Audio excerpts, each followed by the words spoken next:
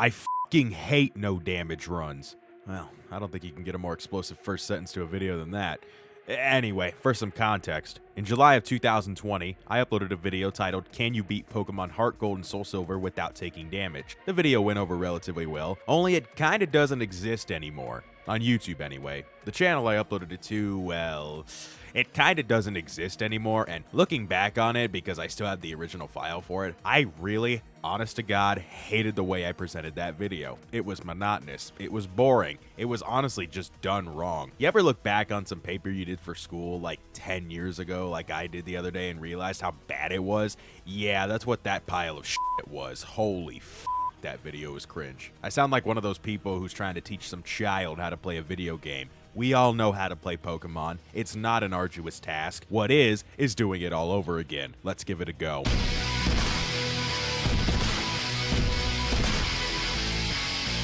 Last Pokemon without taking damage video I did was Black and White 2, and I still have severe trauma about that godforsaken run, namely getting past Elisa and Skyla, but they are still my Unova waifu, so I digress. So we're switching up the rules a bit. In essence, I'm eliminating the rule where the only checkpoints there are in the run are when I obtain gym badges. I'm a coward. I'm the furthest thing from a man. Although I did check this morning and I am indeed a male human being. So outside of the battle, at any point I wish, I am allowed to save because I'd rather have a life and spend time doing things that please me. Get your mind out of the gutter. I know exactly what you're thinking the moment that sentence came from my mouth. A no damage run is very different from other Pokemon runs. You cannot take damage, and that is the only rule. If I take damage, I reset back to the last time I saved. As long as a battle isn't happening, or as long as I'm not talking to someone, I can save the game at any point I want to. It should not surprise you that I utilize this to my advantage as much as I possibly could. Also, impossible evolutions like Electivire, Gengar, Alakazam,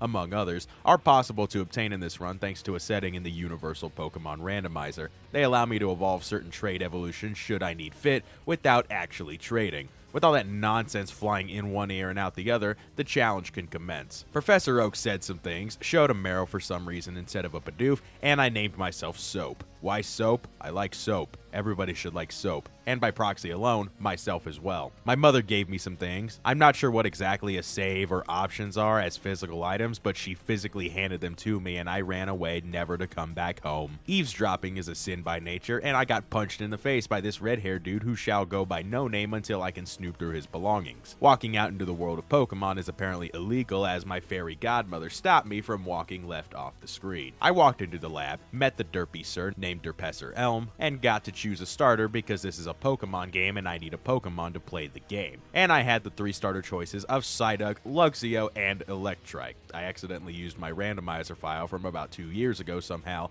I don't want to talk about it. Just pretend that everything up to that point already happened in the new file because we're only 2 minutes in. I saved in front of the machine, and one of the Pokemon in there was a shiny, the Cyndaquil in particular, which I was going to take with me anyway because Typhlosion is the undisputed best starter of the first 2 and 4th generations of Pokemon. Of course I chose the shiny because I'm not an idiot, and named him Zuko because Avatar will live on in my heart forever. Don't talk to me about the Blue People movie. We don't like the Blue People movie. I hope all you shiny hunters out there are salty. The glorious part about this game is that I can actually admire my shiny starter for a few minutes before I have to force it to battle relentlessly until it dies. I should point out that the XP curve in HeartGold SoulSilver is rather steep. I was gonna say long, but that just sounds wrong. So mentions of grinding levels will be either very brief or virtually non-existent because talking about level grinding in Pokemon is like watching a shitty movie, or, you know, just the Blue People movie. No Name Rival chose the water starter because he's like Gary, always being a little about Pokemon, and to not take damage, which is the point of this video in case you haven't read the title already. Zuko must evolve to the 20th level in the 2nd stage. Kakuna cannot attack you on Route 30, but yet Weedle can. I'm still trying to wrap my head around that one. So I fought only Kakuna because my life sucks and I need content, and beat No Name's ass with one move. He dropped his ID, and turned out his name was Binky. How adorable. I quickly made my way to Violet City, where inside the Pokemon Center, this eccentric individual, who apparently is on TV, how would I know, this is just a video game, asked me some questions that I totally did not cheat for by looking on the internet. Look, I just wanted some eggs. The market was out, and all I desire tomorrow morning is some over medium cooked eggs, alright? don't judge me. To actually go finish this challenge and do something meaningful for once in my life, Zuko required to be one level above 29 in order to do enough damage in one shot to the very first gym leader, though nobody told me initially to go through the tower where somebody decided to dump a bunch of reject Bellsprouts. It's not even that great of a shiny. Why are we breeding these things? This is why I like randomizing my games more often than not, so I don't have to fight the same 3 Pokemon like 20 different times over the span of 5 minutes. That gym was nothing, seeing as though Zuko rotated like a wheel, lit himself on fire, and barrel rolled into everything standing in his way. By definition, Zuko is a Hot Wheel. And there is your one sentence that has never been spoken beforehand. Doesn't Faulkner know that wind only strengthens fire? It was here that Faulkner began a really long losing streak. Since I'm in the city and despise backtracking, I collect a new member for the team, a female Ghastly. I needed a delicate and feminine nickname, so I went with Rick. Say it with me, Rick the Ghastly. Rick Ghastly. I wonder how many people just clicked away. Leveling up Rick was the same as Zuko, just keep cracking the skulls of Kakuna until they either become extinct or until I feel Rick is good enough with her level. Rest in pieces, Kakuna species. I will say Rick evolved rather quickly into Haunter. I was going to make a joke about Rick Ghastly haunting our nightmares because we keep clicking on the godforsaken YouTube link, but I decided against it. Somebody explained to me why it took Kurt to run after Team Rocket with me entering his home. Only God knows why nobody told him to lock his doors. I just waltzed right in, and then he fell down a 45-foot well. He said his back was hurt, but he was standing upright. I think his entire story was bullshit, but it allowed me to curb stomp every Rocket member hiding down there. It was after that I forced my way into the gym, and anybody that dared look me in the eye soon questioned why they even bothered training Pokemon. I bring a shiny fire type into a bug gym. What do you think is going to happen? Bugsy tried his absolute best, but the flaming hot Zuko wheel thing proved too much for 3 Pokemon that I use as cannon fodder to level up. If I wanted fodder to slaughter, I would have just went a route back, not the official gym funded by the league itself. Get your shit together, Bugsy. Binky wanted round 2 immediately after, and I'm not gonna turn down the chance to stuff a Binky in his Binky. Zuko's been having too much fun making everybody else look like me when I'm not in front of a microphone, so I let Rick out to stretch her legs, despite not having any legs. Let it be known that Soap fed Binky his Binky. I do not intend to spend my 5:47 p.m. minute hunting down some Farfetch, but I needed the cut HM and this guy is greedy. And it's apparently illegal to just steal. I don't know why we didn't just burn down the Farfetch'd. I have the Zephyr badge for crying out loud, but that's just how SoulSilver works. Dude's first mistake was owning a Farfetch. His second mistake was owning 2 of them. His strikeout was losing both of them at the same time. Maybe I should have just let them be lost. They were probably happier anyway. It just dawned on me that I needed an HM sleeve. Wait, that word's illegal on YouTube. I'll have to bleep it out. Oh well. Anyway, I caught a Sentrant and named him Walk because he can walk. That's it. I decided it was time to bring Zuko into his ultimate form of Typhlosion. Also, the Mon in the thumbnail. Thank you, Father, for the art. Fun fact, that's who does my artwork. Goldenrod City Gym is the most boring gym out there. And I've seen the posts and memes on the internet over the years, always talking about how Whitney gave them all stress and nightmares. I don't really get the issue. Just get a shiny Cyndaquil, evolve it into Typhlosion, and then go into the gym with Lava Plume and you automatically win everything. It's so simple. Whitney then has the nerve to just cry about her loss and not give me a badge.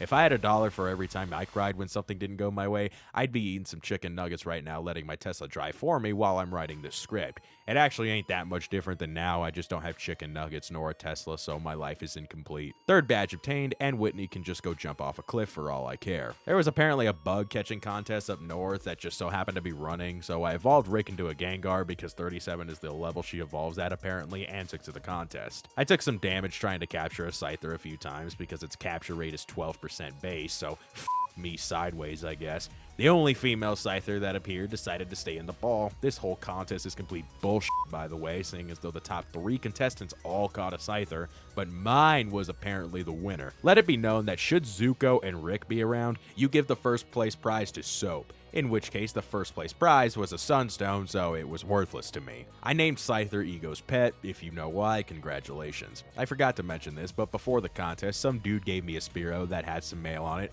I deemed it my mail, so I did the respectable thing with all junk mail, shredded it, and then released the bird because clearly it was uncomfortable with its job. Just go live amongst your fellow Spearow brethren, Kenya. It'll be alright. GlitchxCity was just north of a damn tree that decided to fight back. Binky desired to have Soap versus Binky 3. I didn't really want to fight because there's no rubber match, but I needed lunch money for the next day, so I fought anyway. I don't know what Binky's been doing, but once again, I stuffed Binky's Binky in his Binky. You know, it didn't occur to me when I was actually playing through this challenge that I would be primarily utilizing Rick and Morty's gym, but we live in a society, so I guess anything is possible. I managed to bring 2 different memes out of one nickname, and I didn't even connect the dots at the time, so go me, right? My ingenious is next fucking level at times. Rick kind of beat Morty's ass, though, throughout the entire battle. Half the time I used Shadow Ball, and half the time I used Sucker Punch, depending on the level of his Pokemon, whom also had Sucker Punch. Part of being a gym leader, Morty, is actually utilizing various Pokemon normally of the same type. So when I see 3 different Pokemon of the same line being sent my way, well, all hope is lost for you. I didn't even really know what happened here. I guess the shadows of the gym followed me out because it's nightfall and nightfall things love the night sky.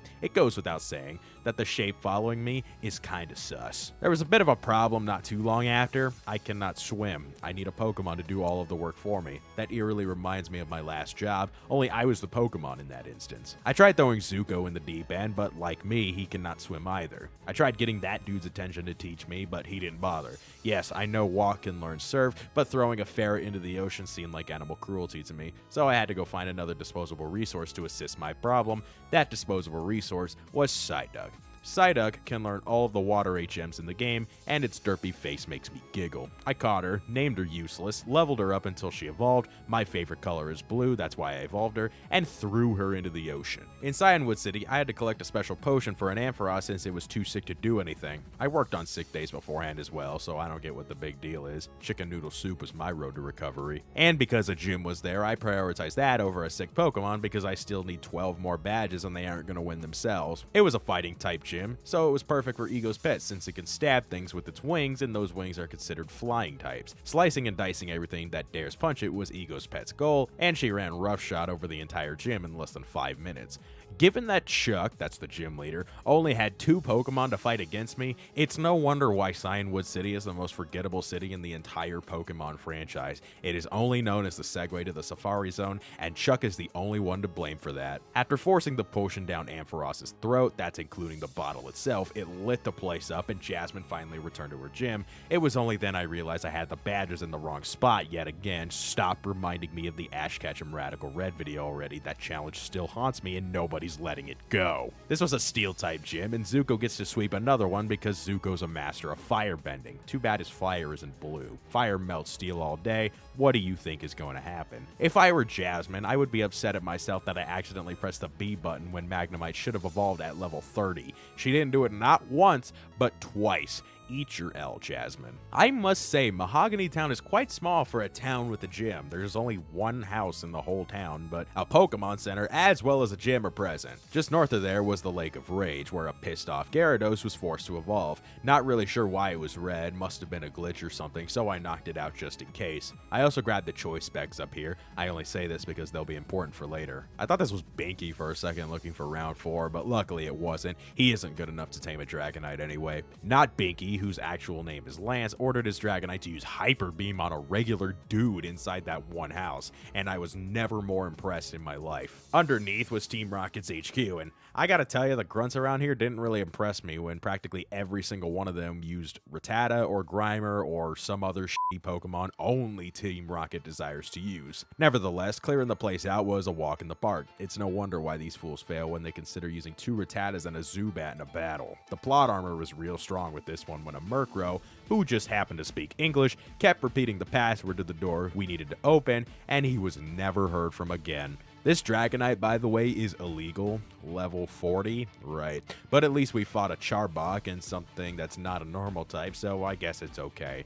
Useless wasn't so useless in this battle, and managed to knock out several Pokemon. It's still useless all around though. The 3 electrodes were all red, that made me sad, and I got out of there because being underground is rather raunchy. The gym in Mahogany Town was a nice gym, so once again, Zuko has another moment to shine. I truly wonder if Useless will ever not be useless. There was a problem with the final room, however. Every Pokemon that each trainer owned in here had Ice Shard. Ice Shard is a priority move. And you wonder why I neglected to use Gengar's Sucker Punch to get past them all. Let it be known that Deelwheels is a stubborn stain of shit and desires to sweep the gym with just Zuko. I blame all the garbage content that I watch on YouTube and various streaming services, giving me insecurities about myself and the things that I do. I have been fascinated with garbage content everywhere for years. Have you seen the videos I make? Where do you think I get inspiration from? Eventually, I just decided to take a break from throwing my life away at a gym and do something else productive of my time that I've been meaning to do for a while now, evolve Vigo's pet. The only way to do that, though, is to obtain a metal coat from somewhere, and you may or may not have seen that Gengar has Thief as one of its moves. It has a 5% rate to be equipped by random Magnemite, so I got busy and started farming Magnemite. Here's the problem, it never dropped. Well, for a while anyway. I'd been recording for 40 minutes straight, sped up by the way, using Thief on Magnemites, and resetting whenever I took damage. Eventually I got so angry, and I was rather hungry at the time, so I was hangry. Being hangry is a terrible problem. So I took a break and went to eat some chicken dino nuggets, came back refreshed, ready to grind this out, and I got the metal coat when I wasn't recording on the second Magnemite. I just evolved it and moved on with my life. You'd think I would have learned to just use Sucker Punch in the ice gym though, but nope, I was beating this gym with our newly evolved Caesar, or I wasn't beating it at all. I never said I was efficient, mind you, I just throw myself at needless gaming challenges because they entertain me and I like pain. That's all. I eventually made my way to Price, the gym leader, and I brought out Rick. Finally! All I have to do is just use Sucker Punch. I didn't end up using Sucker Punch. I just threw ghostly balls of nightmare their way on 2 Pokemon and burned the last one down. I really don't make sense. I just wanted to keep heading east, and even after buying this guy's stupid candy bar, he wouldn't let me pass for some reason. Lest I remind you all that I'm the one with a Gengar behind me, but my character just stands there doing absolutely nothing. I wish I were the protagonist in these video games. A pragmatic protagonist is something that just doesn't exist in video games. Turns out the only way to get him to move was clearing Team Rocket out of Goldenrod City, so I borrowed a uniform, stormed into the building, Binky did Binky things, ruining shit for me, and my cover was completely blown. No matter. To actually get some use out of Useless, I threw him in front of the party, and me being the stubborn shit stain that I was going to force it to overthrow the entirety of Team Rocket on her own, and if she didn't do it, she would be subjugated to the PC box forever. Battle after battle, I threw Useless out to prove herself, and color be surprised when Useless was proving herself to something much more than what is implied. Except when those fucking rats come out, since they have Sucker Punch, Rick instills pure fear into their souls. Everybody in the tower, as well as the underground warehouse, all felt the wrath of Useless the Golduck, and a bit of Rick on the side. Zope v Binky 4 commenced down there as well. Do I even need to say anything at this point in time? Let it go, bro. You're never gonna beat the protagonist of a video game. Nobody ever truly beats the protagonist of a video game. Reaching the top floor of the tower after many minutes of monotonous mayhem, I got nothing to say as to what's happening here. Something turned me black and white, and Useless turned brown with a green duckbill. Also turning a certain way, my character resembles something of a QR code. The ultimate evil boss of this game was a white Golduck with a red duckbill apparently, who was also Two-Face as the long-haired black and white person. I was mildly disturbed after seeing that. You'd think after seeing his entire force fall to the useless Golduck that Archer would bring more Pokemon with him. I defeated the Rocket Executive in 3 moves. Bravo, Team Rocket, you're a shallow shell of your former self's desires. That asshole blocking the path earlier finally let me through after he realized how relentless Useless really is, never mind the rest of the squad. On the ice path, it was time to recruit a new member of the Damageless squad. Seeing as though the 8th gym is full of evil dragons, an ice type was in order. Particularly Swinub. Mamoswine is a ground ice type that is capable of learning both Earthquake and Ice Beam. Should say enough. I named her Kavira and got to work maximizing her potential. I grabbed a heart scale to teach her ancient power and leveled her up to evolve into a Piloswine, taught her ancient power thanks to the move relearner, and had a close encounter with the Teddy Ursa. From there, I needed the Ice Beam TM, which I grinded out up to level 8 in Voltorb Flip. This game goes by much faster when you get anywhere from 2,500 to 3,400 coins per game. I grinded up to 20,000 coins, bought Ice Beam and Thunderbolt TMs, taught Kuvira Earthquake because it's Earthquake, and got her situated up to level 60 because Claire desires to make my life difficult and boring. Kuvira being level 60 meant smooth sailing throughout the gym. Also, are we going to talk about how there's lava directly underneath our feet? Need I remind you that none of the Pokemon in here are Blaine's Magmar, or fire types for that matter, other than Zuko, of course. This isn't exactly what I had in mind when people said that some battles get heated. When Claire came along, she reminded me a lot of Whitney in the fact that she's a whiny bitch. Other than her Gyarados, because her Gyarados is totally a dragon type, everything fell to the ground, frozen in a chunk of ice. Maybe they'll wake up in 100 years and the world won't be at war. Claire even refused to hand me my badge outright for some reason. I was half tempted to throw her into that lava, but witnesses are around to ruin everything for me. So instead, in order to get the badge, I had to travel to the evil dungeon in the backyard and answer some questions that I totally did not look up the answers for on Google. I passed. Claire's an inferior species to me. The game went really f***y for a minute, and she relented the badge. Elm soon after gave up his Master Ball. I fought some kimono girls in Ecruteak because the game required me to, and threw Ego's pet to the wolves. No surprise that X-Scissor and Night Slash did all of the work. These girls don't allow switching Pokemon in between battle. They left almost immediately after. It roughly reminded me of every girl I've had an encounter with. This dude is very bald like me, and Lugia apparently requires a surfing Pokemon to get to it. Otherwise, I'm not worthy. Useless has surf, so we're okay. I chucked the Master Ball at Lugia because God knows I need a flying type at this point, and Lugia seems like a much better candidate than all the Pidgey I found on the first couple of routes. I think I was trying to name it Serpent Thing, but I ran out of characters to use, so I named it Serpenting. I said nothing as I walked out. Victory Road was rather lonely, seeing as though I was the only person in the entire cave, and I don't even want to talk about leveling up Serpenting because it takes overall 1.25 million XP to get to 100, so its level up rate is rather slow. I got there eventually. The only other person in the cave was Binky right at the end. Soap versus Binky 5. Will Binky prevail against his greatest opponent to date? Spoiler alert, the answer is no. It's always been no, and will forever always be no. I really wish Binky would just f*** off already. His Pokemon are bad, they're underleveled, and he just sucks booty cheeks as a trainer. Look at the havoc that is being bestowed upon his Pokemon right now. I'd rate him a solid 4.5. Only because of his hair, which I'm really jelly of. I just want some hair.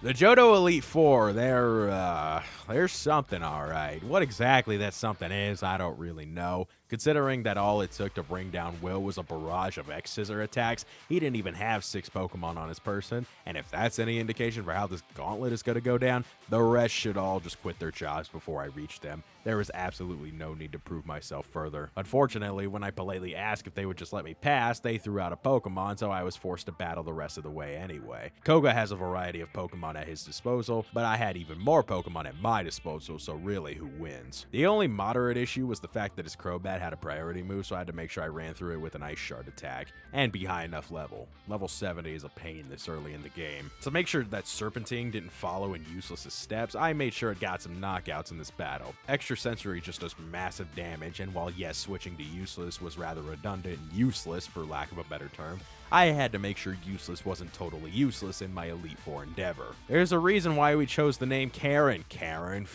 I bet she's gonna call the manager once I win this battle. There wasn't any real rhyme or reason as to why I sent out the Pokemon that I did, just that it made some practical sense. While others, I just wanted to make sure actually did something. Somehow, Rick became more useless than useless, as at least Useless has a few more knockouts in this gauntlet. Rick's just sitting there at 1 total knockout. What a great day to be Rick, eh? Not Binky was apparently the strongest trainer in the entire region with his illegal level 40 Dragonite that still pisses me off to this day. His Gyarados fell to Lightning, Aerodactyl to Ice, and Charizard to Useless, while he had 3 more illegal Dragonite at his disposal. Seriously, Dragonair, its previous evolution, evolves into Dragonite at level 55. There is no way to evolve it beforehand unless you're feeding it some highly illicit shit.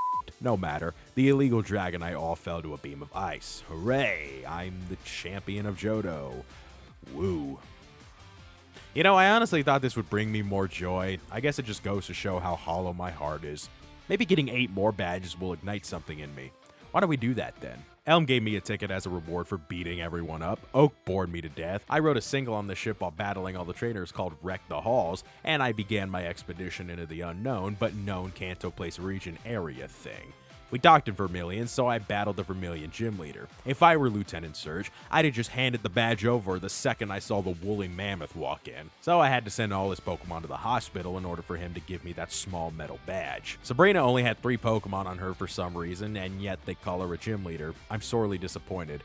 No matter, I finally got Rick to level 69, obligatory nice comment, and Darkness manages to drive the Psychic Mind to insanity in case you didn't know. Oh, and by the way, yes, the badges are all in the wrong spots down there. I did it on purpose this time, so you can take her comments about the badges being in the wrong spot and shove it, comment section. I kid you not, I hate Erica's gym in Celadon. There are trees to cut down, virtually zero rhyme or reason as to why you can't find the direction to go, and everything is made of grass. No matter really, I just decided it was a good idea to burn everything to the ground with Zuko. And that includes Erica's Pokemon because Zuko despises grass things that have legs or wings. A flurry of flamethrowers, one by one, cook the opposing Pokemon. I bet they'll make a nice dinner for somebody. The random side quest one has to do in order to get Misty back into her gym was very off-putting and out of place considering it's the only side quest the game requires you to do after you beat the Elite Four. I'm not really sure what a guy is doing with Misty all the way back here though. The people on the internet always told me that dates are non-existent and are pure fallacies. This guy must have been on Reddit. That explains why he ran away so quickly. Since Serpentine has been more useless than useless again, and it has Thunderbolt at its disposal, I went out of my way to electrocute some of the trainers in the pool. I highly doubt it's good gym design when you have to go out of your way to fight the various trainers that are inside the gym. I did have a close call with Misty's Lapras though, as at this point, I hardly bother doing damage calculations because it's like 2 in the morning and I'm just over the 17th of October 2021 already. At least Misty's gym had some sort of gym design. This is clearly just an empty room with a bunch of trainers that just stand around doing nothing but allowing hospital debt to keep piling up.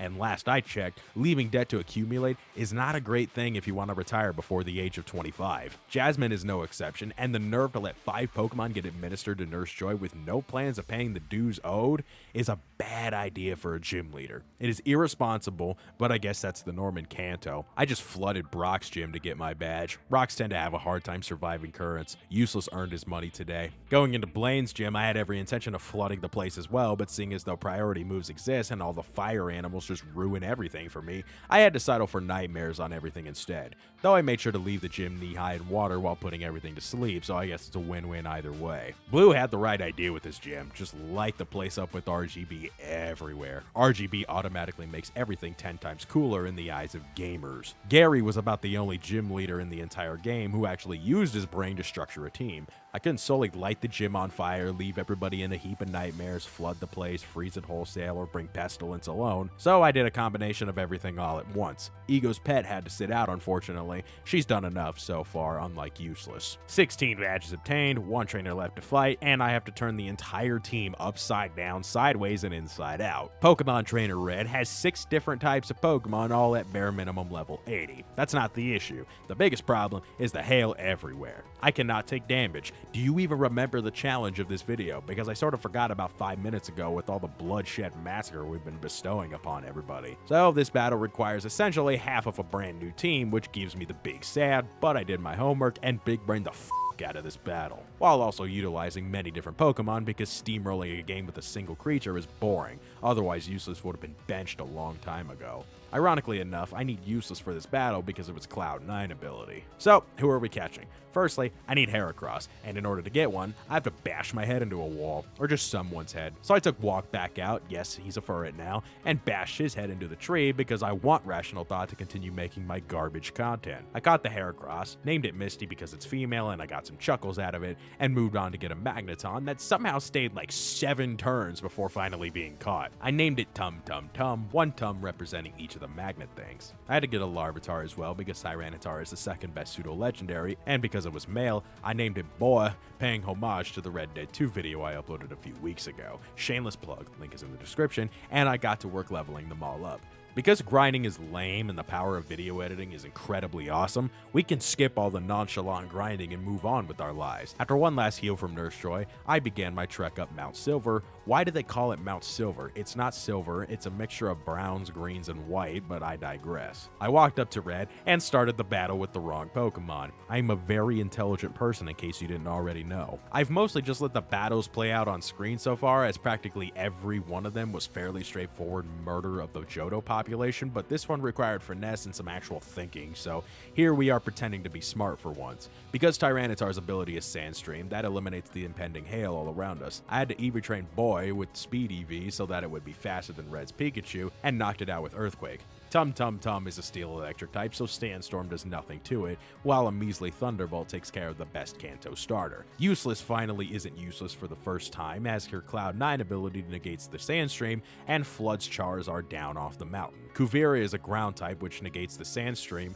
and equipping Choice Specs allows for massive damage on Venusaur courtesy of Ice Beam. Tum Tum Tum is the only Pokemon getting special treatment here, as I got it to level 100 and is about the only thing that can sever Lapras effectively. Misty is a bug that knows close combat, and fat bears hate when things fight. Because that was the final round, Misty took no damage, and I beat Pokemon HeartGold and SoulSilver without taking any damage. Don't ever attempt a damageless run. It's not worth it. Yes, it is possible in this game. I answered it for you because my time is best spent making this video. I have no regrets. If you enjoyed this video or learned something, consider leaving it a like. Or if you didn't, leave it a dislike. It's garbage content anyway. And if you haven't already, go ahead and subscribe.